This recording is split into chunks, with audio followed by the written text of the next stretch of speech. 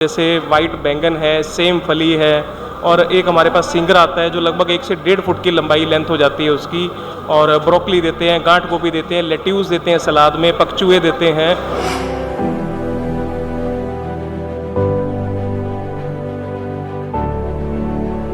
Kitchen garden पे हमारा काफ़ी अच्छा जोर रहता है और बहुत ही अच्छी क्वालिटी प्रोवाइड करते हैं, क्योंकि जो किचन गार्डनिंग है बंदा अपने घर में लगाता है उसको ये होता है भी मैं थोड़ी सी जगह लगाई और मेरे को अच्छी पैदावार हो।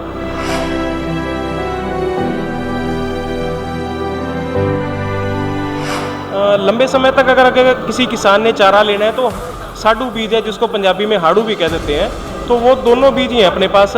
हाड़ू साडू वो भी है, और जो एक इम्पोर्टेड वैरायटी आती है इजिप्ट से आता है वो भी है।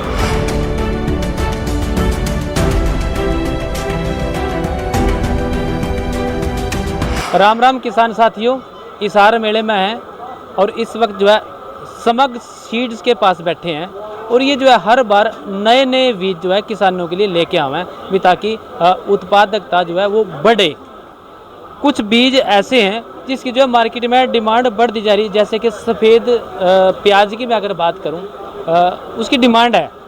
डोमिनोज वगैरह बहुत सारी कंपनियां ऐसी हैं जो अपने प्रोडक्टों में खाने के जो उसमें सफ़ेद प्याज का ही प्रयोग करती हैं। या फिर एक गाजर का आप बता रहे थे, काली गाजर, लाल गाजर तो हमने देखी थी, काली गाजर आ गई। एंटीऑक्सीडेंट बतावें भाई, शरीर को जो है वो डिटॉक्स कर देती है। डॉक्टर साहब से बात, हाँ जी, डॉक्टर साहब से बात करते हैं उनसे कि क्या क्या उनके पास नए जो है बीज हैं जो किसान साथी उनसे खरीदने लग रहे हैं। जी डॉक्टर साहब नमस्कार। नमस्कार जी। सबसे पहले आप अपना नाम जरूर बताएं। मेरा नाम आशीष सचदेवा, मैं समक सीड प्राइवेट लिमिटेड कंपनी जो है सिरसा की, डेरा सच्चा सौदा की, मैं उसको रिप्रेजेंट करता हूँ जी। और हमारी जो कंपनी है उसका जो मेन उद्देश्य है, जैसे हमारे गुरुजी जो डॉक्टर संत गुरमीत राम रहीम सिंह जी हैं, जैसे उन्होंने बताया भी, जैसे 2 बीज बंदा अगर लौकी के अपने घर पे लगा लेता है तो वो पूरा साल तो नहीं, चलो मैं कह सकता भी 7-8 महीने अपनी घर की सब्जी खा सकता है। बिल्कुल। और लौकी, जो आपकी तोरी की या तोरी वगैरह, ये जो चीज़ें हैं ये बहुत ही बढ़िया हैं सेहत के लिए भी। डॉक्टर भी इसका जूस पीने के लिए अपने को मोटिवेट करते हैं ताकि बंदा सेहतमंद रहे। तो अगर आप ज़्यादा नहीं, मैं कहूँगा आधी कनाल या कुछ 100 गज का एरिया अगर आप घर की सब्जी लगाएं तो उससे आप बहुत कुछ अपने शरीर के जो स्वास्थ्य है उसको सुधार कर सकते हैं। जैसे अब मैंने जैसे भाई साहब बता रहे थे भी काली गाजर एक ऐसी चीज़ है जो एंटीऑक्सीडेंट है, जिसको हम जूस में या सलाद में यूज़ करते हैं। काली गाजर का जो मेन बेनिफिट है, जैसे आज के टाइम में आप देख रहे हैं भी बीमारियां बहुत हो गई हैं, और ये एक ऐसी चीज़ है जो बड़ी से बड़ी बीमारी को भी डिटॉक्स करती है। बहुत ही बढ़िया चीज़ है। मैं तो ये कहूँगा भी काली गाजर, अगर आप लाल गाजर की जगह आप काली गाजर को ज़्यादा यूज़ करें तो बहुत ही बढ़िया है। जैसे साहब ने बताया अभी भी वाइट प्याज को डोमिनोज यूज़ करता है, तो वाइट प्याज बहुत ही, सुना था मैंने, आप इसको वेरीफाई जरूर करो। हाँ, ये गुणकारी है, बहुत ही गुणकारी है। चलो लाल प्याज आप खाते हैं, तड़के वगैरह में यूज़ कर लेते हैं, कच्चा खाने में भी यूज़ कर लेते हैं, बट जो वाइट प्याज के फ़ायदे हैं वो लाल प्याज से काफ़ी ज़्यादा है। तो आई थिंक घर पे खाने में भी टेस्टी होता है, ऐसा भी नहीं है। अभी जो डार्क रेड या रेड जो प्याज होते हैं वो थोड़े से खाने में कड़वेपन में होते हैं, पर ये मिठास में होता है। हाँ, वैसे हरियाणा पंजाब के लोग जो है तीखा खाना बड़ा पसंद करा, तो क्या ऐसे माहौल में सफ़ेद प्याज का तड़का लग जाएगा? बिल्कुल लग जाएगा जी, क्यों नहीं लगेगा। तड़का तो हर चीज़ का लग जाता है। और इसके अलावा हम जो नई आइटम दे रहे हैं वेजिटेबल के अंदर, जैसे वाइट बैंगन है, सेम फली है, और एक हमारे पास सिंगर आता है जो लगभग 1 से 1.5 फुट की लंबाई लेंथ हो जाती है उसकी। और ब्रोकली देते हैं, गांठ गोभी देते हैं, लेट्यूस देते हैं सलाद में, पकचुए देते हैं। कई ऐसी आइटम है, और लगभग 45 से 50 प्रोडक्ट्स की इस सीज़न की रेंज है। जो नेक्स्ट सीज़न है जिसमें घिया, कद्दू, लौकी, तोरी वगैरह होती है, उस सीज़न के अंदर हमारी लगभग 60 एक प्रोडक्ट की रेंज है। तो ज़्यादातर हम किचन गार्डन पे हमारा काफ़ी अच्छा जोर रहता है और बहुत ही अच्छी क्वालिटी प्रोवाइड करते हैं, क्योंकि जो किचन गार्डनिंग है बंदा अपने घर में लगाता है उसको ये होता है भी मैं थोड़ी सी जगह लगाई और मेरे को अच्छी पैदावार हो। जो बड़े एकड़ में लगाते हैं वो तो एक अलग चीज़ होगी, लेकिन किचन गार्डनिंग में उस बंदे को ये जरूर होता है भी मेरी जो घर के लिए सब्जी मेरे को प्रॉपर मिले, बढ़िया मिले। किचन गार्डनिंग की आपने बात कर दी, बढ़िया चीज़ है, प्रमोट होनी चाहिए। तो किस तरह से किचन को तैयार करके कौन कौन सी सब्जियां उनमें लगाई जा सका अपने घर के खाने में तो यूज हो? देखो, अगर तो हम बात करते हैं बेल वाली सब्जियों की, ज़्यादातर बेल वाली सब्जियां जो है वो आप किचन गार्डनिंग में लगाते हैं, जैसे घिया, कद्दू, लौकी, तोरी वगैरह, क्योंकि ये स्पेस भी कम गिर रही हैं। और आपने देखा होगा भी इसको आप एक तार के ऊपर ही चढ़ा सकते हैं, ऊपर की तरफ को बेल चली जाती है। लेकिन जो इस सीज़न में सब्जियां, उसमें जो पालक है, धनिया है, मेथा मेथी है, उसको आप छोटे छोटे गमलों में भी लगा सकते हैं। लेकिन अगर आप मूली और गाजर की बात करें तो उसके लिए थोड़ा सा स्पेस चाहिए। मूली, गाजर, शलगम, जो ज़मीन के अंदर जो चीज़ें होती हैं उसके लिए थोड़ा सा स्पेस अपने को चाहिए। आपकी और मेरी सोच में फ़र्क हो गया। मेरे को लगा था मूली में ज़्यादा स्पेस नहीं चिंता, घिया जो है बहुत ज़्यादा क्षेत्र में फैल जाती है, तो तारों पे आएगी, वो ज़्यादा जगह लेगी। फ़र्क आ गया। फ़र्क इसलिए आ गया ना, क्योंकि घिया की तो अगर एक बेल भी लगा ली तो एक घिया से एक परिवार में आजकल ज़्यादातर हमने देखा है भी जॉइंट फैमिलीज़ नहीं होती, न्यूक्लियर फैमिलीज़ हैं, 4 से 5 लोग होते हैं एक फैमिली के अंदर, तो 1 किलो घिया मेरे ख्याल सफिशिएंट है और एक बेल ही बहुत होती है। खा नहीं सकते, बालक तो दुर्भाग्य हैं। हाँ, और ब्याह शादी में वैसे नहीं चलती। कद्दू पनीर कभी नहीं सुना होगा आपने, सब्जियां होती हैं, मटर पनीर, शाही पनीर, ये चीज़ें चलती हैं। तो घिया, कद्दू वगैरह की अगर एक एक बेल भी तोरी की लगी हो तो मेरे ख्याल से बहुत ही बढ़िया है घर की सब्जी। आजकल के बच्चे वैसे खाते नहीं हैं, पर बहुत गुणकारी चीज़ें हैं।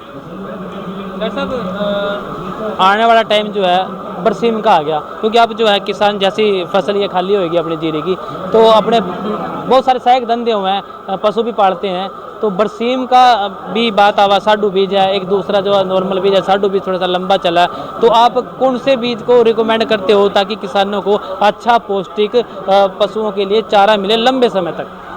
लंबे समय तक अगर किसी किसान ने चारा लेना है तो साडू बीज है, जिसको पंजाबी में हाड़ू भी कह देते हैं, तो वो दोनों बीज ही हैं अपने पास। हाड़ू, साडू वो भी है, और जो एक इम्पोर्टेड वैरायटी आती है इजिप्ट से आता है वो भी है। लेकिन हाड़ू की सबसे बड़ी इंपॉर्टेंट शब्द लगा के आपने उसकी वैल्यू थोड़ी बढ़ा दी, थोड़ा डिफरेंस भी बता दो फिर।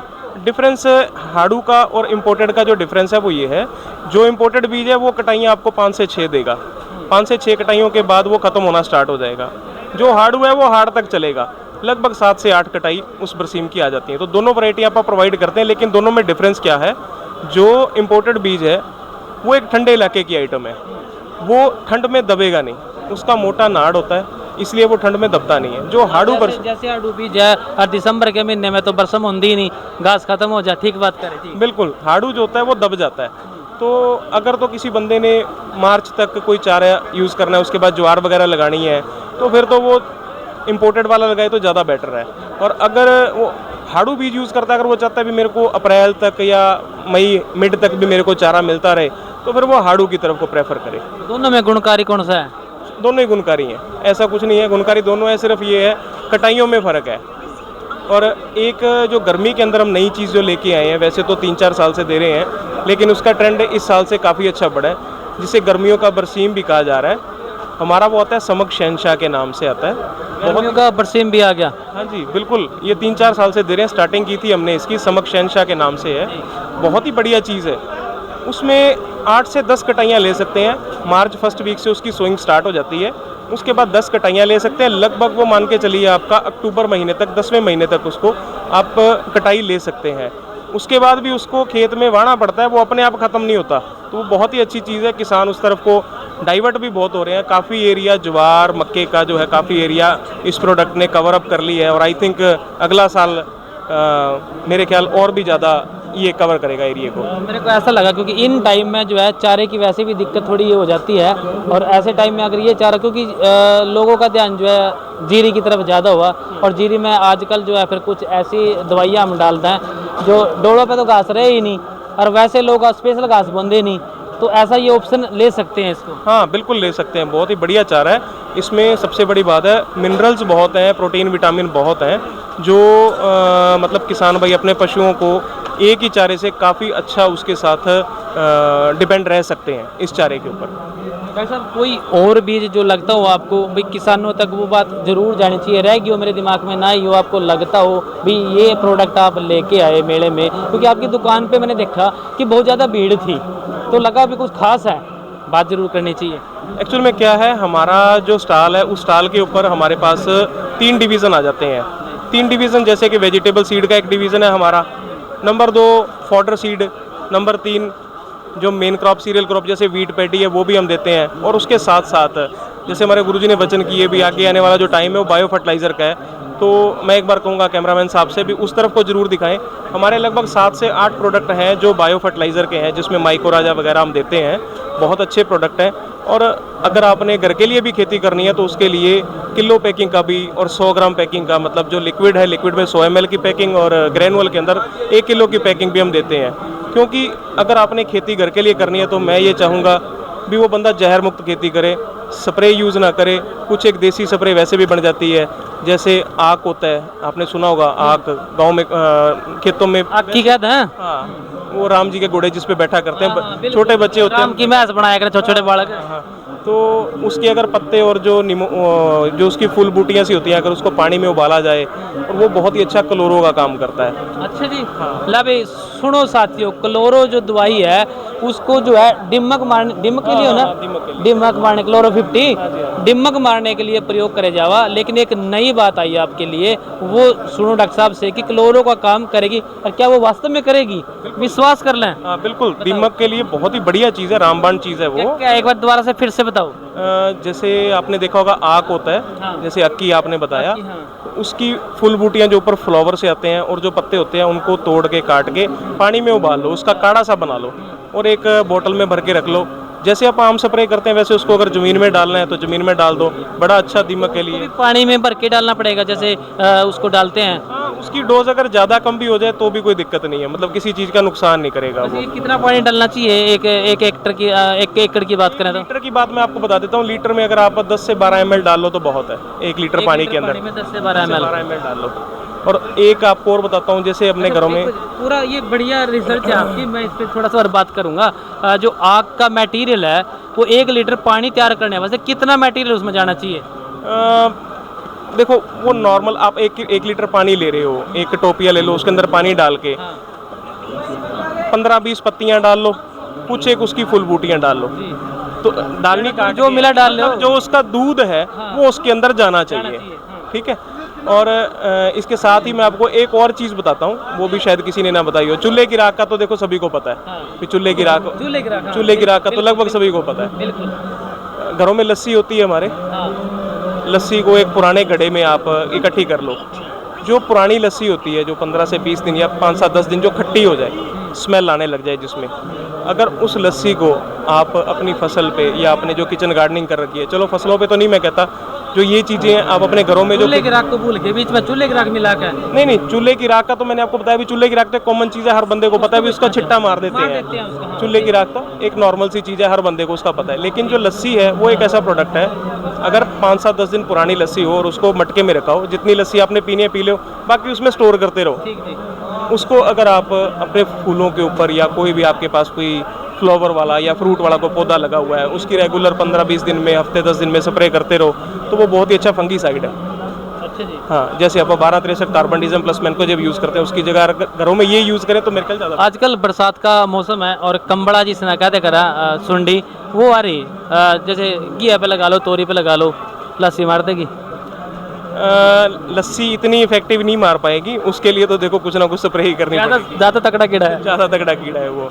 हाँ, अगर उसको कच्चा करने के लिए नीम और निमोली, वो दोनों चीज़ें पानी में उबाल के उसका भी एक काढ़ा बना लिया जाए, बोतल में रखिए। ये 3-4 चीज़ें हैं जिसको रख के आप नीम का यूज़ कर सकते हो कच्चा करने के लिए। ऑर्गेनिक की तरफ जाया जा सकता है, अच्छा ऑप्शन है, लेकिन उसका तरीका बदलना पड़ेगा। 3 साल तक अगर एक खेत आप बिना स्प्रे और बिना खाद के रखते हो तो वैसे ही ऑर्गेनिक हो जाता है। लेकिन 3 साल ठीक है, उसकी उपज नहीं आती, 3 साल बाद वो धीरे धीरे आपको रिकवर कर देगा। पहले साल बहुत ही कम यील्ड आएगी अगर आप बिना स्प्रे के यूज़ करते हो, दूसरे साल कुछ ज़्यादा उपज, तीसरे साल और अच्छी उपज, तो 3 साल 4 साल बाद एक खेत प्रॉपरली ऑर्गेनिक हो जाता है। जिस तरह जब खेत 3 साल बाद रिफॉर्म होएगा, दोबारा अपनी पूरी ताकत में आ जाएगा, अब 8 साल बाद जीएसटी भी रिफॉर्म होगी, तो जीएसटी का क्या प्रभाव देखते हो? एक्चुअली मेरी जो मतलब कंपनी, जिस कंपनी में जॉब कर रहा हूँ, हमें जीएसटी से मतलब ही नहीं पड़ता, क्योंकि हमारा सीड है ही बीच पे जीएसटी है नहीं। एक आम कस्टमर के नाते अगर बात करें तो नहीं, बढ़िया अच्छी चीज़ आप भी तो उपभोक्ता हो, दूध भी खरीदते हो। देखो जीएसटी अगर कम हुआ है तो उसका बेनिफिट ही है। ठीक है, एक लोकल जो मतलब जिसने छोटी कार लेनी है, जब उसका जीएसटी कम हो गया, उसके लिए काफ़ी अच्छा हो गया। अभी जीएसटी कम हो गया, उसको कार लेनी आसान होगी, काफ़ी टैक्स कम हो गया, जो आई थिंक मेरे ख्याल शायद 28% था या और अब वो काफ़ी कम हो गया, तो मेरे ख्याल से वो अच्छा ही रहा। लग्जरी पे और वैसे 2 स्लैब हो गए, 18 और 5। मेरे को, मैं सही बताऊं इस बारे में मेरे को ज़्यादा नॉलेज नहीं है। धन्यवाद डॉक्टर साहब, आपने हमसे बात करी और बहुत अच्छी जानकारी दी। किसान साथियों, बहुत सारी जानकारी मिली जो आग वाली जानकारी थी, क्योंकि खेत में जब क्लोरो प्लस साइपर हम डालते हैं, एक तो डालने में नुकसान है, उसको चढ़ने का खतरा रहा, क्योंकि रेत रोत में मिला के उसको डाला जाता है, धूप तेज में डालता है तो नुकसान कर देती है। तो उसका ऑप्शन में जो है ऑर्गेनिक, जैसे आग का इन्होंने बताया एक्सपेरिमेंट करा होगा, तो आप भी अगर आपको लगता है तो ज़रूर जो है आग के पत्तों का काढ़ा बना के उसको उबाल के जो अपने फसलों पे डालो तो आपको भी फ़ायदा मिलेगा। तो किसान मेले में हिसार हैं, और फिर दूसरी जानकारी एक तक आपके लिए लेके आएंगे कि मेले में बहुत सारे रंग हैं, वो रंग आपको धीरे धीरे दिखाएंगे। तब तक के लिए हमें दो इजाज़त। सत श्री अकाल, राम राम।